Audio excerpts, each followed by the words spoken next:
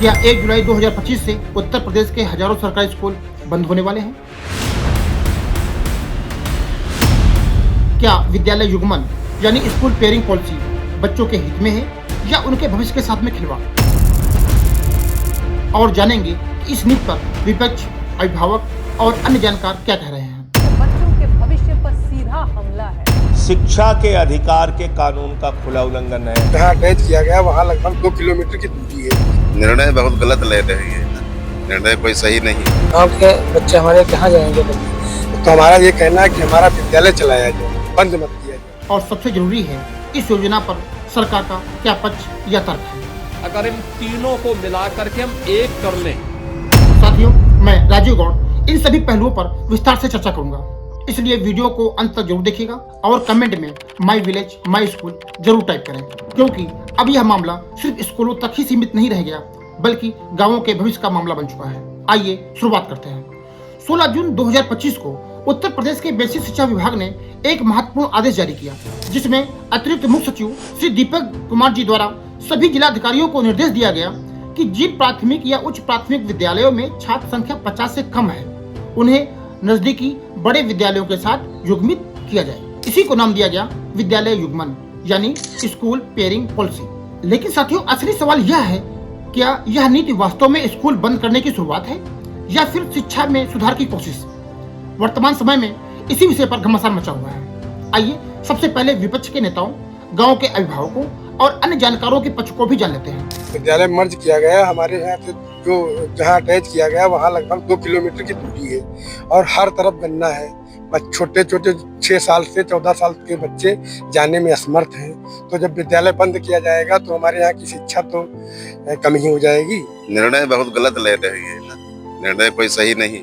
गाँव के बच्चे हमारे कहाँ जाएंगे पढ़ने? देश का राइट टू एजुकेशन एक्ट यानी कि शिक्षा के अधिकार का कानून ये कहता है कि 6 से लेकर 14 वर्ष के आयु के बच्चों को निःशुल्क और अनिवार्य रूप से शिक्षा देनी पड़ेगी। तो ये जो विद्यालयों को बंद करने का निर्णय लिया गया है, ये दरअसल देश के शिक्षा के अधिकार के कानून का खुला उल्लंघन है। राइट टू एजुकेशन एक्ट का खुलेआम उल्लंघन है।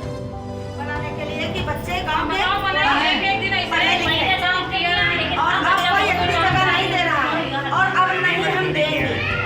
नहीं पहले देते रहे, अब नहीं हम देंगे। पहले दे दी थी कि बच्चे हमारे गांव के सुकून से रही हैं, पढ़िए लिखिए। आपने देखा कि समाज का एक बड़ा वर्ग इस नीति के विरोध में है।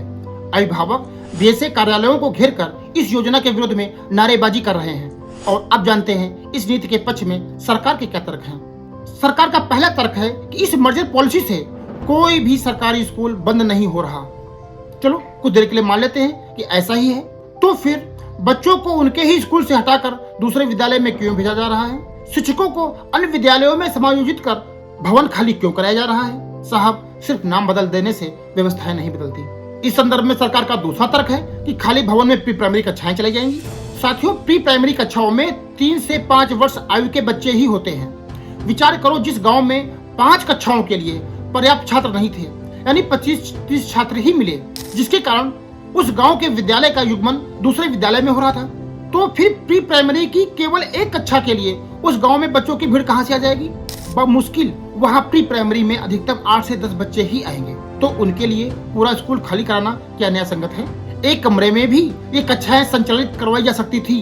बहुत से विद्यालयों में आज संचालित भी हो रही हैं। यानी प्री प्राइमरी के नाम पर केवल प्राइमरी विद्यालय बंद करवाने का एकमात्र बहाना ही प्रतीत होता है। सरकार का अगला तर्क है कि इन युग्मित विद्यालयों में सभी विषयों के लिए पर्याप्त शिक्षक मिलेंगे। आइए नियम के मुताबिक इसकी भी समीक्षा करते हैं। पहली बात तो बेसिक शिक्षा विभाग में विषय सह अध्यापक मिलते ही नहीं हैं। उनकी नियुक्ति छात्र संख्या के आधार पर होती है। यह दावा तो प्रथम दृष्टया ही गलत साबित हो गया। चलो इस बात को एक आंकड़े के अनुसार समझते हैं। मान लीजिए किसी गांव में 2 स्कूल हैं, एक में 25 छात्र हैं और दूसरे स्कूल में 30 छात्र हैं। नई पॉलिसी के तहत दोनों का युग्मन होने पर एक विद्यालय में कुल संख्या हो गई 55।